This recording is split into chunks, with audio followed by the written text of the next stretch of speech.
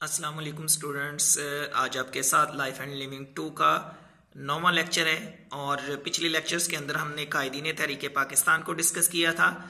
جس کے اندر نواب بہادر یار جنگ، نوابزادہ لیاقت علی خان، محمد علی جناح اور دیگر شخصیات تھیں کہ انہوں نے تحریک پاکستان کے اندر ان کا کیا کردار تھا۔ تو آج ہم جو ہے وہ اس کا لائف اینڈ لیونگ 2 کا تیسرا حصہ جو ہے وہ سٹارٹ کرنے جا رہے ہیں۔ اس تیسرے حصے کے اندر قرارداد مقاصد کے حوالے سے کچھ چیزیں ہم جو وہ ڈسکس کریں گے۔ سب سے پہلی چیز ہے اللہ تعالیٰ کی حاکمیت اور شریعت کی بالادستی کے لیے پاکستان کے پہلے وزیر اعظم نوابزادہ لیاقت علی خان نے جو مسودہ قرارداد پاکستان کی پہلی قانون ساز اسمبلی کے اندر پیش کیا تھا، اس کو ہم ڈسکس کرنے جا رہے ہیں۔ ٹھیک ہے جی، اس مسودے کے اندر کیا کیا چیزیں تھیں کہ مقتدر اعلیٰ کی نشاندہی کی گئی تھی اور جمہوریت کے اوپر جو وہ زور دیا گیا تھا، اور اس کے ساتھ ساتھ لیاقت علی خان نے تھیاکریسی کی نفی کی تھی اور معاشرے کے اندر مساوات اور عدل کی بالادستی قائم کرنے کے اوپر جو ہے وہ انہوں نے زور دیا تھا۔ ان 5 چیزوں کو آج ہم جو وہ ڈسکس کریں گے۔ تو سب سے پہلے اللہ تعالیٰ کی حاکمیت اور شریعت کی بالادستی میں لیاقت علی خان نے جو مسودہ قرارداد پیش کیا، وہ مسودہ کیا تھا، آئیے ہم ڈسکس کرتے ہیں۔ 7 مارچ 1949 کو لیاقت علی خان نے جو پاکستان کے وزیر اعظم تھے، پاکستان کی پہلی دستور ساز اسمبلی کے سامنے ایک مسودہ قرارداد پیش کیا تھا، اور اس کا متن جو تھا وہ یہ تھا کہ یہ قرارداد مقاصد ان اصولوں پر مبنی ہے جن پر پاکستان کا بنیادی دستور جو ہے وہ مبنی ہوگا۔ اس کے بعد انہوں نے جو بات کی کہ اللہ تعالیٰ ہی کل کائنات کا حاکم مطلق ہے اور اس کے اندر اس کا کوئی شریک نہیں ہے، اور اسی نے جمہور کی وساطت سے، جمہور کہتے ہیں عوام کو، عوام کی وساطت سے مملکت پاکستان کو اختیار حکمرانی اپنی مقرر کردہ حدود کے اندر استعمال کرنے کے لیے نیابتاً عطا کی ہے۔ نیابتاً مطلب اللہ تعالیٰ نے جو ہے وہ نائب بنایا ہے انسانوں کو۔ چونکہ یہ اختیار حکمرانی ایک مقدس امانت ہے، لہٰذا جمہور پاکستان کی نمائندہ مجلس دستور ساز فیصلہ کرتی ہے کہ آزاد اور خود مختار مملکت پاکستان کے لیے ایک دستور مرتب کیا جائے۔ یاد رکھیے کہ جب پاکستان بنا تھا تو پاکستان کے لیے کوئی قانون، کوئی دستور جو تھا، کوئی آئین جو ہے وہ اس وقت جو ہے وہ نہیں بنا ہوا تھا، تو اس وجہ سے ضرورت پیش آئی تھی کہ پاکستان کا اپنا بھی کوئی نہ کوئی دستور ہو، کوئی آئین ہو جس کے مطابق جو وہ ملک پاکستان کو چلایا جا سکے، اور وہ ایک ایسی ریاست چاہتے تھے کہ جس ریاست کے اندر اصول جمہوریت، حریت کہتے ہیں آزادی کو، مساوات اور رواداری اور عدل عمرانی کو جس طرح اسلام نے ان کی تشریح کی ہے پورے طور پر ملحوظ رکھا جائے۔ یعنی وہ ایک اسلامی مملکت کے اندر مکمل طور پر ایک ایسا آئین چاہتے تھے کہ جو آئین جو ہے وہ قرآن و سنت کے اصولوں کے مطابق ہو۔ انہوں نے کہا کہ باقی جتنے بھی مغربی حکومتیں ہیں، ان حکومتوں کے اندر وہ لوگ یہ دعویٰ کرتے ہیں کہ ان کا نظام حکومت جو ہے وہ جمہوریت کے اوپر مبنی ہے، لیکن ہر شخص جانتا ہے کہ وہ کس قدر مختلف ہیں۔ اس لیے ضروری سمجھا گیا کہ ان الفاظ کے مفہوم کا تعین کر دیا جائے تاکہ ہر شخص کو پتہ چل جائے کہ جمہوریت ہے کیا اور ہم کس طرح کا جو ہے وہ آئین اور قانون جو ہے وہ بنانے جا رہے ہیں، تاکہ ایک عام شخص کو بھی اس کی سمجھ بوجھ ہو۔ تو اس کے لیے انہوں نے جو اس اسمبلی کے اندر تقریر کی، تو اس تقریر کے اندر اس بات پر زور دیا گیا تھا کہ ایک عام شخص جو ہے اس کے ذہن کے اندر بھی پاکستان کے دستور کا، آئین کا خاکہ موجود ہو۔ اسی وجہ سے انہوں نے کہا کہ ہم جمہوریت کا لفظ اس کے اسلامی مفہوم میں استعمال کرتے ہیں تو اس کا مطلب یہ ہوتا ہے کہ جمہوریت ہماری زندگی کے تمام پہلوؤں پر حاوی ہے۔ اس کا اطلاق جتنا ہمارے نظام حکومت پر ہوتا ہے اتنا ہی ہمارے معاشرے پر بھی ہے، کیونکہ اسلام نے دنیا کو جن عظیم الشان صفتوں سے مالا مال کیا، ان میں سے ایک یہ تھی کہ انسانوں کے اندر مساوات قائم کی جائے۔ نبی علیہ الصلوۃ والسلام نے بھی کی حدیث بھی اس کے اوپر جو وہ موجود ہے کہ کسی کالے کو کسی گورے پر، کسی عربی کو کسی اجمی پر کوئی فوقیت حاصل نہیں ہے، لیکن تقوی کی بنیاد کے اوپر فوقیت حاصل ہے۔ تو اسلام نسل، رنگ، نسب، ان سب کے امتیازات کو تسلیم نہیں کرتا۔ اسلام کی نظر میں سب برابر ہیں۔ ہاں، اگر کسی کو فوقیت حاصل ہے تو وہ صرف اور صرف تقوی کی بنیاد کے اوپر ہے۔ تو انحطاط کے دور کے اندر بھی اسلامی معاشرہ ان تعصبات سے نمایاں طور پر پاک تھا۔ اسلام کے اندر ذات پات کا تعصب نہیں ہے، جیسا کہ ہندوازم کے اندر بہت زیادہ تعصب پایا جاتا ہے، ایک نیچ قوموں کو جو وہ اچھوت سمجھتے ہیں۔ تو لیاقت علی خان نے کہا کہ ہماری رواداری کی روایت بھی عظیم الشان ہے، کیونکہ اقلیتوں کو کسی نظام حکومت کے تحت وہ مراعات حاصل نہیں ہوئی جو اسلام نے ان کو دی ہیں۔ اسلام کے اندر اقلیتوں کے نہ صرف حقوق کا خیال رکھا گیا ہے، بلکہ جو مسلمان ملکوں میں اقلیتوں کو جو حقوق حاصل ہیں وہ کسی اور ملک میں حاصل نہیں ہیں۔ اور جس زمانے میں کلیسا سے اختلاف رکھنے والے مسیحی اور مسلمانوں کو اذیتیں دی جاتی تھی، انہیں گھروں سے نکالا جاتا تھا، ان کے مال اسباب لوٹے جاتے تھے، ظلم و ستم کا نشانہ بنایا جاتا تھا، اور وہ تنگ آ کر بھاگ نکلنے پر مجبور ہو جایا کرتے تھے، اور ان کے گھروں کو نظر آتش کر دیا جاتا تھا، ایون کہ ان لوگوں کو بھی نظر آتش کر دیا جاتا تھا۔ تو ایسا کوئی سین جو ہے وہ اسلام کے اندر آپ کو نظر نہیں آئے گا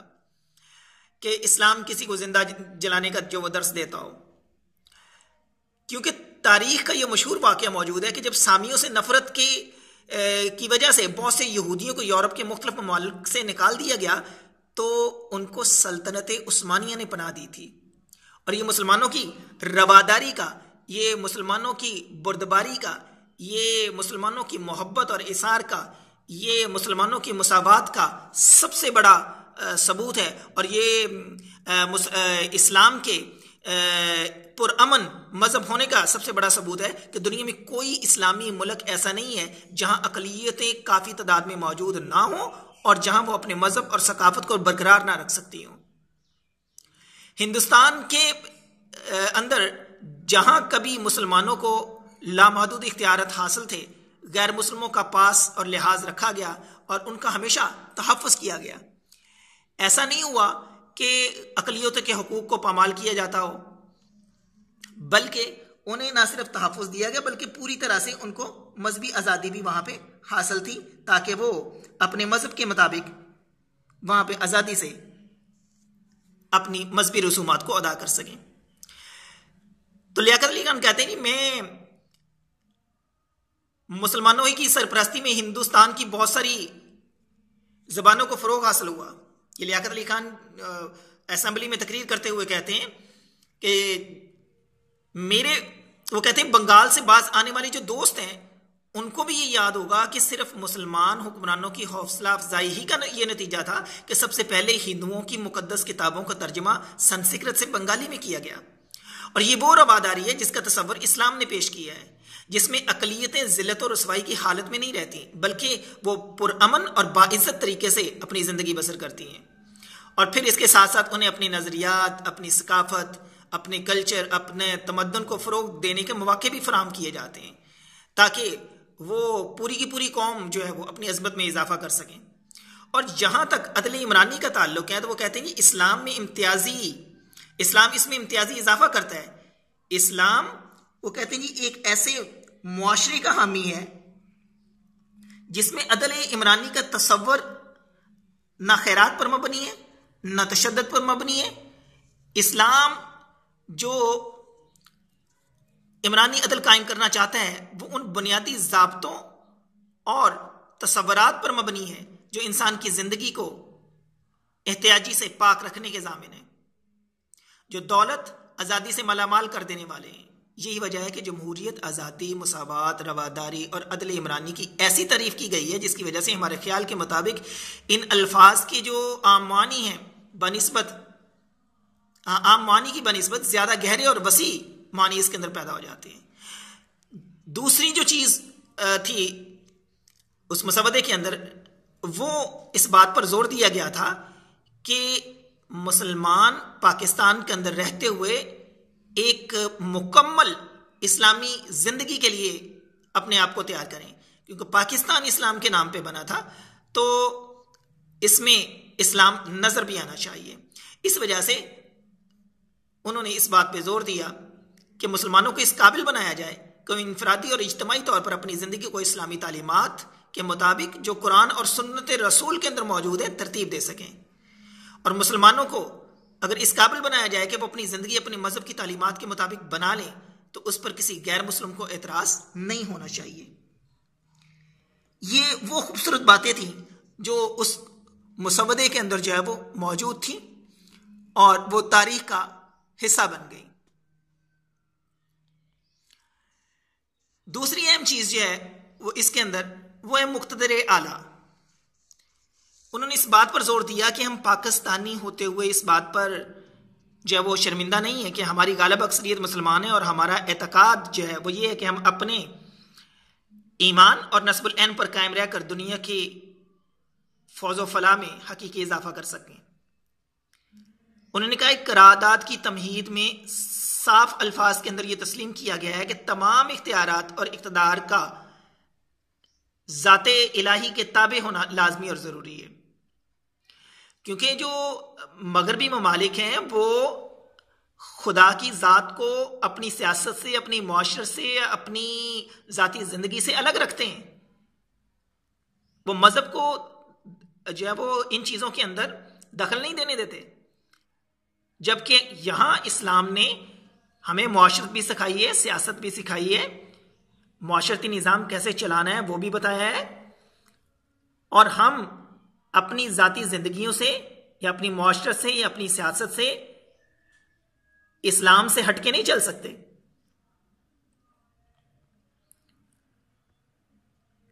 اسی لیے اس بات پر زور دیا گیا کہ ہم یہ چاہتے ہیں کہ تمام اقتدار اسلام کے قائم کردہ معیاروں کے مطابق استعمال کیا جائے تاکہ اس کا غلط استعمال نہ ہو سکے۔ اقتدار تمام تر ایک مقدس امانت ہے جو اللہ تعالیٰ کی طرف سے ہمیں اس لیے تفویض ہوا ہے، تفویض کا مطلب ہوتا ہے سپرد کر دینا، اس لیے سپرد کیا گیا ہے کہ ہم اسے نوع انسانی کی خدمت کے لیے استعمال کر سکیں، اور یہ امانت ظلم و تشدد اور خود غرضی کا آلہ نہ بن جائے۔ اور ابھی بھی پاکستان کے آئین کے اندر اللہ تعالیٰ کی حاکمیت کو ہی تسلیم کیا جاتا ہے۔ مقتدر اعلیٰ جو ہے وہ اللہ تعالیٰ کی ہی ذات ہے۔ اس کے بعد لیاقت علی خان نے تھیوکریسی کی بھی نفی کی ہے۔ وہ کہتے ہیں جی میں نے ابھی عرض کیا تھا کہ اختیارات کے حقیقی حامل جمہور ہیں، یعنی عوام ہیں، اس لیے قدرتی طور پر تھیوکریسی کے لغوی معنی خدا کی حکومت کے، اس کو نوٹ کیجئے گا کہ لیاقت علی خان نے تھیوکریسی کی نفی کن الفاظ میں کی۔ تو تھیوکریسی کے لغوی معنی خدا کی حکومت،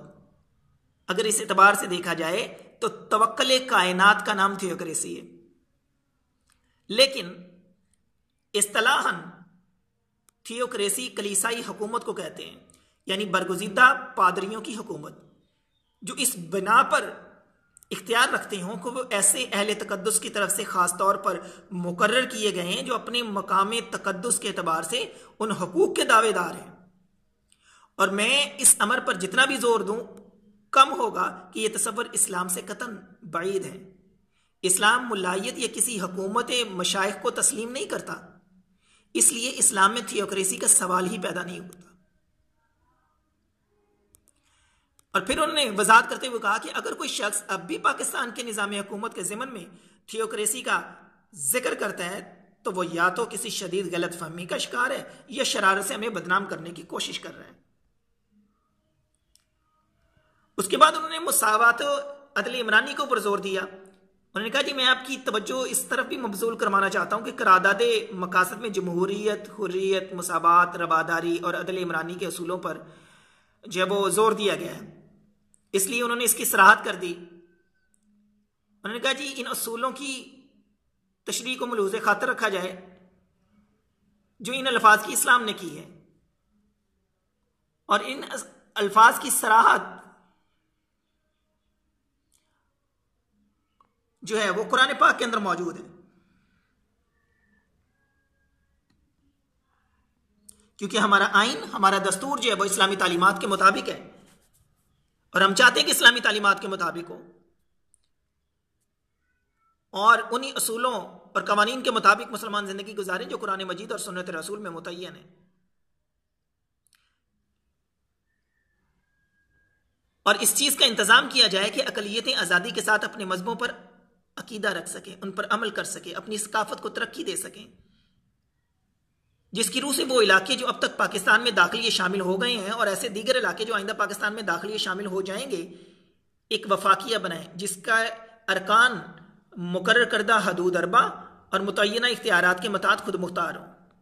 اور اس کی روح سے بنیادی حقوق کی ضمانت دی جائے ان لوگوں کو، اور ان حقوق میں قانون اور اخلاقی عامہ کے متحد مساوات، حیثیت، مواقع، قانون کی نظر میں برابری، عمرانی، اقتصادی، سیاسی، عدل، خیال، اظہار عقیدہ اور دین و عبادات اور ارتباط کی آزادی شامل ہو، اور اس کی روح سے ایک اقلیتوں اور جو پسماندہ طبقے ہیں ان کے جائز حقوق کا تحفظ جو ہے وہ واقعی قرار واقعی انتظام کیا جائے، اور اس کی روح سے نظام عدل کی آزادی کا کامل طور پر محفوظ ہونا بھی لازمی آئے گا. تو اسٹوڈنٹس یہ تھی چند چیزیں جو آج آپ کے ساتھ جو ہم نے ڈسکس کی کہ لیاقت علی خان نے کیسے مسودہ قرارداد جو ہے وہ اسمبلی کے اندر جو ہے وہ پیش کیا، اور اس مسودے کے اندر کیا کیا چیزیں تھیں وہ ہم نے جو وہ ڈسکس کی ہیں، اور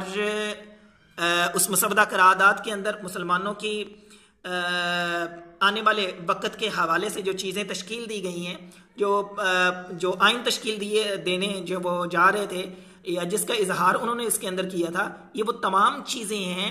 کہ جو پاکستان کے آئین کے لیے لازمہ خاصہ ہیں. کیونکہ مسلمانوں نے قربانیاں بھی اسی وجہ سے دی تھی، اور الگ وطن کا جو نعرہ لگایا گیا تھا اس کا جو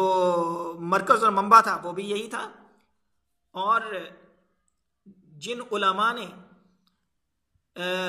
تحریک پاکستان کے اندر بھرپور کردار ادا کیا تھا ان کی کوشش بھی یہی تھی،